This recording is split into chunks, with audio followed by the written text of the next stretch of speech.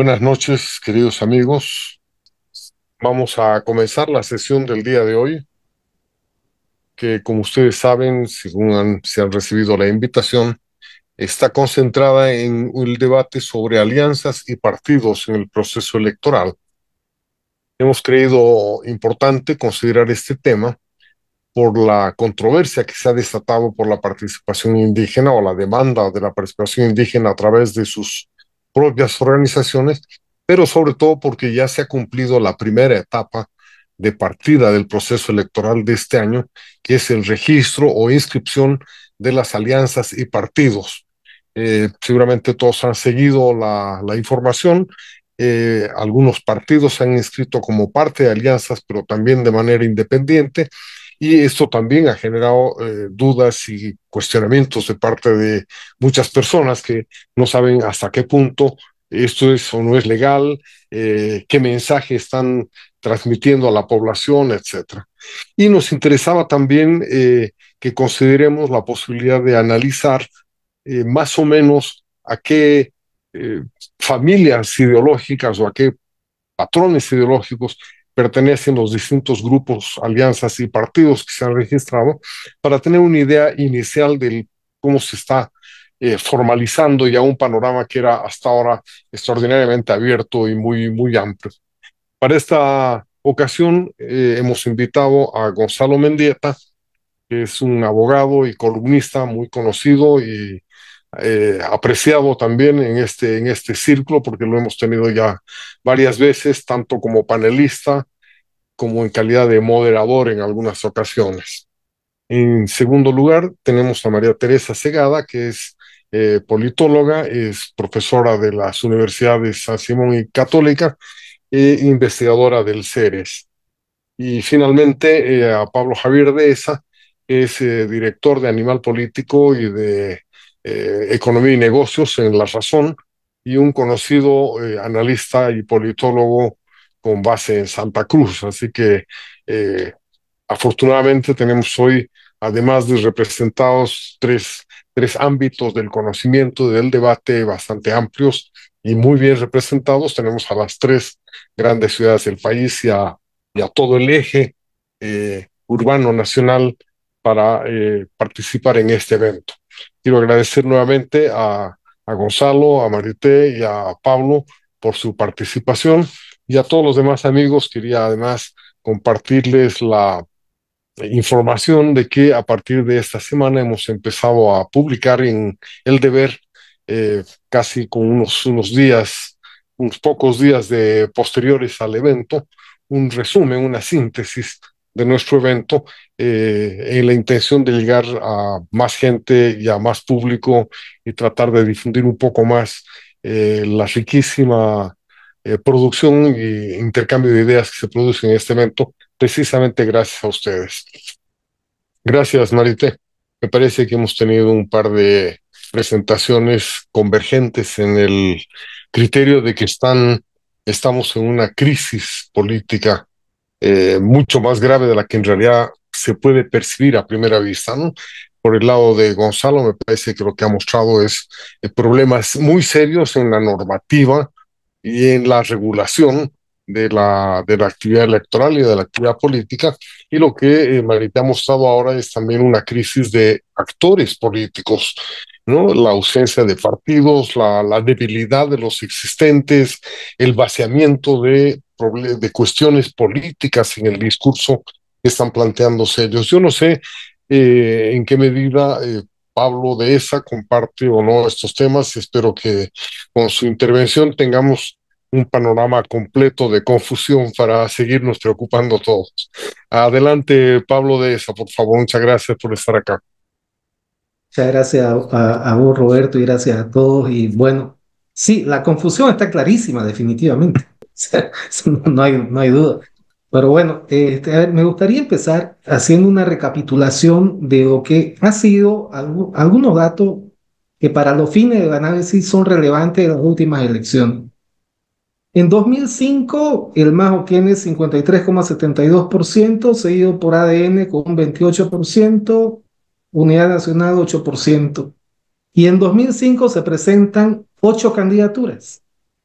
En 2009 se presentan igualmente 8 candidaturas, ¿no? Y el MAS va a obtener el 64,22%, Nueva Fuerza Republicana 26,46%, Unidad Nacional 5,65%. 2014 se van a presentar 5 candidaturas, lo mismo que en 2020.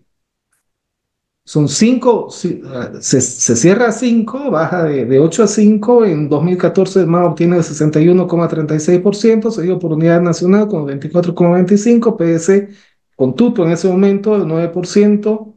En 2020, de estas 5 candidaturas, 3 van a concentrar el 98% del total de votos válidos, el MAS, el FRI y Creemos. En 2020, el MAS va a obtener 55,11%, el FRI 28,83% y Creemos el 14%. Aquí hay un primer dato en el que conviene reflexionar respecto a lo que nos va a tocar vivir. Ya en lo que es la votación del 61,36% al 55% de 2020, ya hay ahí, con todo lo que incluye lo que sucede en el 21F, el 2000, lo hecho de 2019, etcétera, etcétera, ya hay un desprendimiento importante de la base electoral del MAS que básicamente lo retrotrae, lo lleva de nuevo a un resultado similar al de 2005. Y por lo tanto, ahí se puede evidenciar con claridad ya el inicio de una tendencia que nada indica que se haya revertido o que vaya a revertirse, sino que esto pareciera que va a continuar, pero voy a llegar a eso más adelante.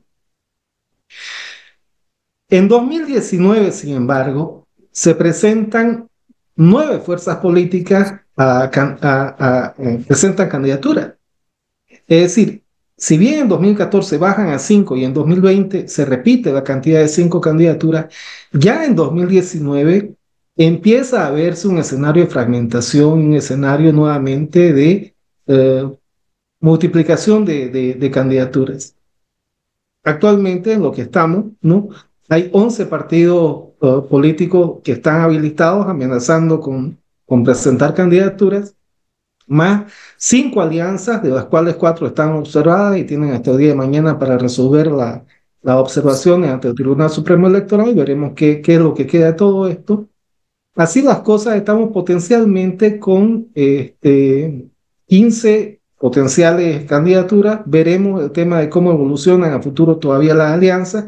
Hay hasta el 18 de mayo para presentar candidaturas, etcétera, etcétera, y a las listas oficiales. Veremos cómo esto va cerrando en el transcurso de las próximas semanas hasta llegar a la fecha límite. Pero inicialmente la primera lectura que se saca de todo esto es que estamos en un escenario de una fragmentación. Si se presentan ya más de 10 de candidaturas, ya estamos en un escenario de fragmentación que no se ha visto desde 2005 en adelante, ¿no? Entonces, este es un primer apunte que vale la pena que lo tengamos en cuenta. Entonces, acá entramos a ver ya por qué esta fragmentación, a qué se debe esto que estamos viendo, esta mayor dispersión de los actores, de las fuerzas políticas en pugna. Y bueno, aquí aparecen 2 elementos que por lo visto son concurrentes, están correlacionados. Habrá que investigar realmente a fondo, ya más adelante, el grado de correlación que pueden haber entre estos 2 factores y cómo se retroalimentan el uno al otro o no, o si es que son dos, o cómo realmente están fluyendo. Pero los 2 factores que yo cito en esta ocasión para explicar todo esto son, primero que nada, la crisis económica. Este es un factor que no estaba presente en el escenario político con la fuerza en la que está ahora, prácticamente desde 2005 en adelante. Y lo que tenemos acá es que el desgaste generado por la crisis económica no solamente está afectando en este caso al gobierno de Luis Arce, sino que está también evidenciando las limitaciones que están habiendo desde las oposiciones para proponer alternativas que resulten atractivas y creíbles frente a la crisis. Ya lo mencionaba Gonzalo, creo, si mal no recuerdo también lo hizo Marité, respecto a algunos eslogans, ¿no? Nadie se las cree, por ejemplo, esto de los 100 días, digamos, ¿no? O sea, eso no resulta resulta realmente caricaturesco en la coyuntura. Entonces, no solamente que resulta penoso ver al gobierno tratar de explicar las causas y de justificar esto y de intentar inventarse culpables y de deslindar responsabilidades, sino que habiendo una oportunidad y una necesidad real de parte de la ciudadanía, de parte del país en sí, de encontrar alternativas frente a lo que está sucediendo, lo que se ve son respuestas básicamente enlatadas, en buena medida fruto de los marcos ideológicos de donde nacen las propuestas. Es decir, y ya voy a entrar en detalle, bien en detalle de esto, pero lo que se puede ver, digamos, es una respuesta en varios casos desde el argumentario neoliberal clásico, es decir, retrotrayéndonos a la década de los 80 y 90 por un lado, y por otro lado también la insistencia en que todo va bien del lado del MAS, sumado a esta animadversión que está habiendo entre vistas arcistas, anarquistas y demás cosas que no se termina de resolver y que todo termina en una cosa muy confusa y difusa. El segundo factor que interviene acá, que lo cito y que cito para explicar esto, es la evolución misma de la política de las identidades en Bolivia, que también se repite con sus patrones en la evolución de las políticas de las identidades a nivel mundial en buena medida. Es decir, no vivimos en una burbuja y estamos acá también golpeados por procesos culturales mucho más grandes que no se explican solamente a partir de Bolivia, pero que sí van a tener una manifestación local con sus particularidades y especificidades irrepetibles en otras sociedades y que corresponde estrictamente al campo político boliviano, la historia boliviana y la disputa boliviana. Pero sí, digamos, las grandes fuerzas no nacen exclusivamente acá. La política de las identidades es algo en lo que ya estamos metidos básicamente desde principios del siglo XXI. Y esta política de las identidades que había llevado en su momento a conformar dos grandes bloques uh, identitarios, que era el bloque identitario popular indígena versus al bloque identitario con el debido respeto y rescatando una categoría de Zabaleta, el bloque más señorial, si se le quiere poner un nombre para nombrar algo. Podemos discutir la nomenclatura, eso es harina de otro costal, pero nombremos por lo menos para avanzar, pongámosle un nombre momentáneamente, y está ahí, digamos, esto, ¿no? Y estos dos bloques tenían ciertas características más o menos definidas hasta antes del 21. Y básicamente esto era la unidad entre los diversos sectores plebeyos de Bolivia, lo que se conoce como básicamente lo que se ha llegado a conocer como lo popular indígena, que no es lo mismo que lo nacional popular, por cierto, y que tampoco es lo mismo que el indigenismo clásico y el indigenismo de la década de los 60 y 70, sino que después de la nueva política económica con el MNR y con la relocalización, esto va a tener va a adquirir otra dimensión territorial esto, y va a llegar en el tiempo a conformarse ya el MAS como un nuevo bloque con un montón de características muy particulares que no vienen al caso analizar en detalle ahora.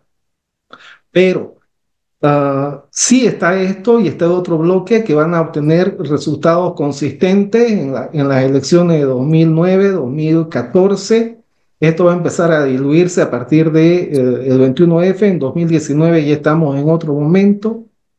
Y la política de las identidades a partir de 2019 en particular va a evolucionar hacia una fragmentación, una atomización donde la política de las identidades ya no va a estar orientada en el discurso de los actores políticos en contra del adversario por fuera de la trinchera, sino que los bazucazos van a empezar a dispararse desde dentro de la trinchera.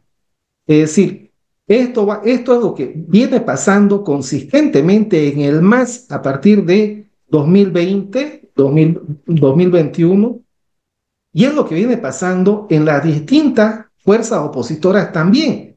Es decir, las oposiciones habían tenido grandes dificultades, pero habían logrado para cohesionarse en torno a algún bloque que la represente mayoritariamente. En las elecciones de 2009 lo hacen en torno a Manfred, en las elecciones de 2014 lo hacen en torno a Samuel. En ese momento también aquí en Santa Cruz había una unidad muy estructurada, muy fuerte entre Rubén, Comité Cívico, Percy Fernández, etcétera, etcétera. Todo esto va a comenzar a hacer agua después de 2019 y los bazucazos van a venir desde adentro. Miren ustedes cómo, por ejemplo, en el caso de Santa Cruz, ¿no? Expartidarios del camachismo ahora disparan contra el camachismo. Y disparan contra el camachismo. Ahí tienen ustedes a Tomás Monasterio, por ejemplo, ahí tienen a otros actores, y lo hacen con artillería identitaria. Es decir, esto está hablando a claras luces de cómo la política de las identidades ya no se aplica exclusivamente para diferenciar bloques, sino dentro de los propios bloques. Esto mismo ustedes pueden observarlo con absoluta claridad en el propio MAS, en este intercambio también de fuego identitario entre los que son los auténticos revolucionarios versus los vendidos, los de la derecha, todo como que se disparan discursivamente entre evistas, arcistas, androniquistas, etcétera, etcétera. Entonces, todo es fuego identitario de un lado y de otro, ¿no? Y básicamente esto está entrampado en eso. Y esto está llevando justamente a esta tremenda fragmentación que se está viendo.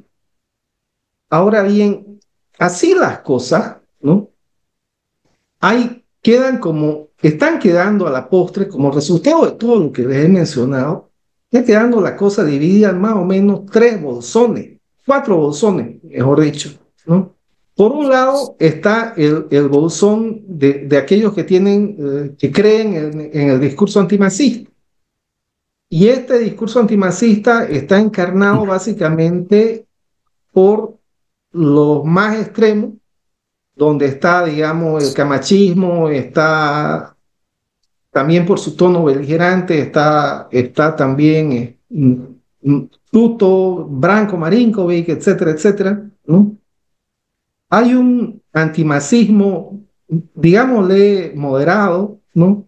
Menos exacerbado, que el que intenta reflejar Samuel Doria Medina y otros actores que provienen también ahí de Comunidad Ciudadana. Y miren ustedes la argumentación que hay entre ambos, se da también en una lógica identitaria, es decir, vos sos más esto, más antimacista, no, yo soy más antimacista, vos sos menos aquellos. O sea, también sigue siendo una batalla en esos códigos impresionante, pero estamos viendo, desde mi punto de vista, con absoluta claridad el devenir de la política de las identidades en Bolivia hacia esta mayor fragmentación. Está Manfred Reyes Villa, que viene también de lo que tradicionalmente se ha denominado derecha, pero que a diferencia de Samuel y de Tuto, tanto Samuel y Tuto vienen de la tradición neoliberal en Bolivia. Tuto comienza siendo justamente el tecnócrata, comienza siendo el político que vendía la imagen de un tecnócrata, que hablaba en los términos apropiados, y hasta el día de hoy, digamos, se ven sus propuestas, ¿no? De hablar con el FMI, hacer esto, hacer aquello, o sea, está representando esa tradición de ideas en Bolivia que llega en la década de los 80. Samuel, a su modo, también ha sido parte de eso, con el MIR y todo eso, con el añadido de que justamente al provenir del MIR, ¿no? En el caso de Samuel, en él también encarna la tradición de la socialdemocracia que llega a Bolivia de la mano de Jaime Paz Zamora en esa época, etcétera, etcétera. Pero más allá de eso también está la tradición bancerista y falangista presente en el caso cruceño y que expresa el camachismo.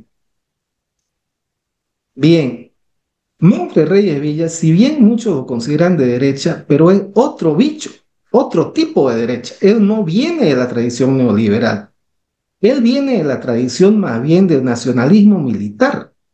Él viene, y lo que intenta posicionar justamente en su mensaje es, él viene de esa tradición que encarnan en la historia boliviana Germán Busch, René Barrientos, el propio Hugo Banzer Suárez durante la dictadura. Se acordarán ustedes de la alianza militar campesino durante los años, la década de los 60, y principalmente con René Barrientos, etcétera, etcétera. Él expresa esa tradición. Por lo tanto, él es lo nacional popular pero en su versión de derecha. Los nacional popular nunca ha sido exclusivamente de izquierda en Bolivia, y esto es algo que hay que tener muy presente. También hay nacionalismo popular de derecha, y él aspira a representar eso, y esto va a ser importante por algo que voy a llegar más adelante. Chile está intentando representar en este caso el voto, más bien el descontento antisistémico, y Chi, por lo que yo veo, digamos, a nadie le importa realmente de los que lo apoyan a Chi, no les importa realmente tanto lo que él dice como lo que él representa. Y él representa una manera de sacarles la lengua a los políticos del oficialismo y de las oposiciones que no le dan soluciones y que no le ofrecen un horizonte, de manera de decirle, cualquiera es mejor que ustedes, vayan a ser la punta de un cuerno. Entonces, él está encarnando esta aspiración antisistémica, de protesta antisistémica. Frente a todo esto está el MAS, que está ahora metido en una intríngulis por lo que se puede ver irresoluble. Por un lado, el levismo sin condiciones de presentarse, ni siquiera de tener acceso a una sigla partidaria con la cual competir.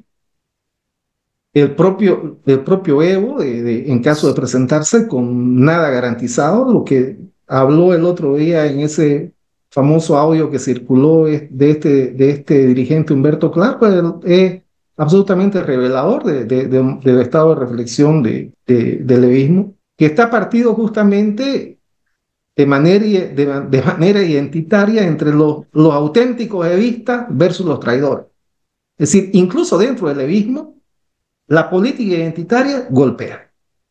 Y es la lógica mediante las cuales también se establecen alianzas y divisiones ahí adentro. Dentro del levismo, o sea, no estamos hablando dentro del MAS ni nada. Ni qué se diga de entre evistas, anarquistas y arcistas. Entonces, es una... Pero bueno, ahí andan. Entonces, si Luis Arce cumple su estrategia que él la ha hecho pública, de que va a ser la única candidatura de izquierda, dicho es decir, la única candidatura proveniente de aquello que hasta 2020 fue el MAS, eso implica dejar fuera también a Andrónico. Y Andrónico, por lo visto, no está encontrando, no se ve que tenga las condiciones de animal político, ni que tenga un equipo ahí de animales políticos que lo rodeen en condiciones de llevar adelante una ingeniería tan compleja como la que se requiere armar el tipo de alianza, de acercamiento y de gestiones de negociación para formular algo que sea consistente. Esto es, en otras palabras, el MAS en este momento es un mar de dudas, ¿no? Y si bien hay algunas certezas en la vereda de las oposiciones, una de las principales certezas también es que comparten este destino de fragmentación entre todos los actores políticos.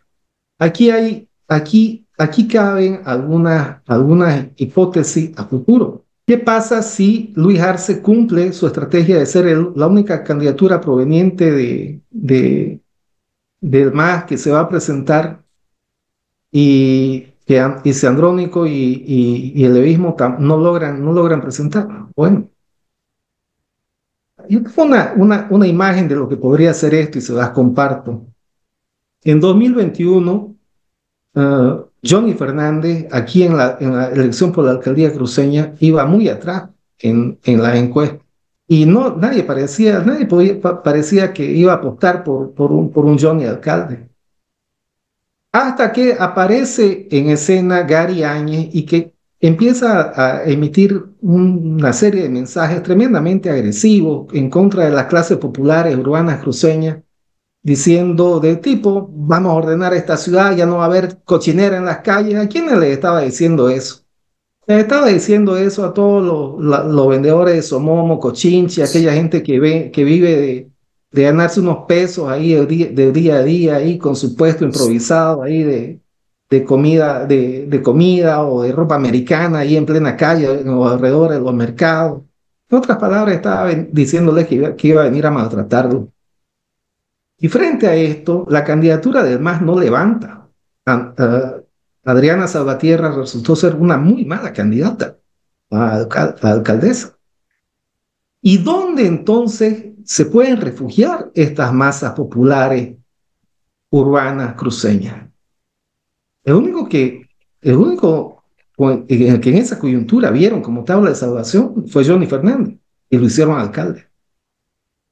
Y aquí vuelvo un ratingo a las encuestas que es de conocimiento de ustedes. Si ustedes notan, en la medida en que apareció una proyección de Andrónico en las encuestas, la candidatura de Manfred se paró, se estancó o decreció relativamente. Pero ojo ahí, que si la candidatura de Andrónico no funciona y el MAS no logra presentar una alternativa más o menos potable a la ciudadanía boliviana, una gran probabilidad es que eso vaya a acabar en el lado de derecha de lo nacional popular, que en este caso sería Manfred Reyes Villa. Porque además, entre las principales candidaturas de oposición, entre Samuel Lorea Medina, Tuto y Manfred Reyes Villa, hay una diferencia cualitativa importante respecto a lo que son las clases populares. Y es que Manfred Reyes Villa le entiende a lo que huele el abrazo con las clases populares y no le tiene miedo. Le entiende a lo que es salir y hacer campaña en mercado y abrazarse y besuquearse y agarrarse a pico con Todinga, la ventera y todo eso, cosa que Tuto y Samuel no hacen. Entonces, hay diferencias ahí. Y ese voto que hasta 2020 se mantuvo del 50%, del 55% a favor del MAS, puede migrar, como ya ha migrado en realidad a otras opciones y a otras siglas por fuera del MAS. Un ejemplo de ello clarísimo, Eva Copa. Otro ejemplo, Condori ahí en Chuquisaca y otros más que se pueden nombrar. Ana Lucía Reis en Pando, etcétera, etcétera. Cobija. Entonces, pero ¿dónde tienen condiciones para caer esos votos? Esa sería mi pregunta la pregunta para mí en la coyuntura sería esa, ¿no? O sea, ¿dónde ese bolsón puede acabar recalando frente a todo esto que se debe venir? Estoy seguro de que están buscando un campeón, pero ese campeón desde adentro no está surgiendo. Entonces, bien, reflexiono esto y recuerdo lo que pasó aquí en Santa Cruz con Johnny Fernández. Y bueno, eso sería de mi parte. Lo dejo ahí. Espero que haya sido algo que sea de su interés. Muchas gracias.